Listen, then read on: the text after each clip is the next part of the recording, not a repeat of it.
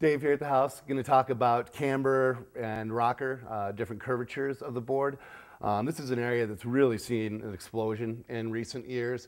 All boards traditionally used to have, or still, some still do have, camber to them, which means that the center part of the board is going to sit higher than the nose and the tail when placed on a flat surface. This is the same pattern that skis have followed for many, many years.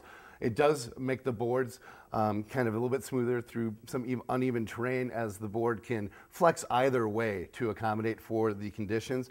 Still, definitely viable board construction. Don't be scared away if the board doesn't have reverse camber.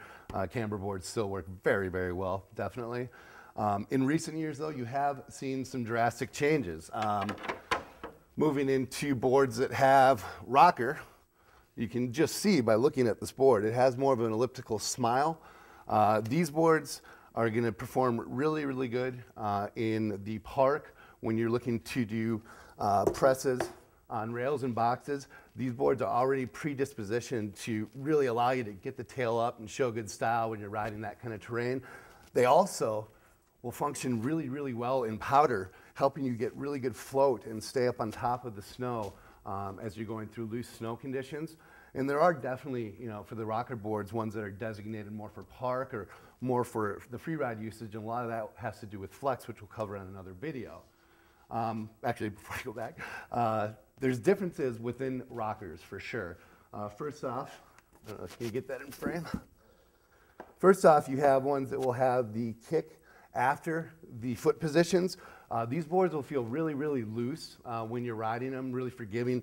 You'll see these, on both the freestyle and free ride boards. They're definitely the more aggressive of the rocker patterns, but really, really fun to ride, really loose, really good for pressing, powder.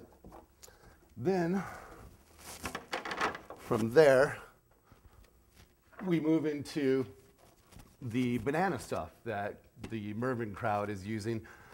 This rocker will have the board sit completely flat when there's weight applied. When you come into powder, it can arc. When you're pressing, it can still, definitely have the playfulness and the style that you're looking for. Typically, these ones become a little bit better for all types of terrain, where the other rocker patterns get a little bit more specific depending on the flex to park or free riding. But you'll see, in the coming years, there's a lot of different stuff that's going on with the rocker. You'll see people doing the rocker in the middle, and then the traditional camber out towards the nose and the tail. You'll see some people just doing flat boards. It's all over the place, but this is really the generals for the technology. And if you have any questions, you can always give us a shout.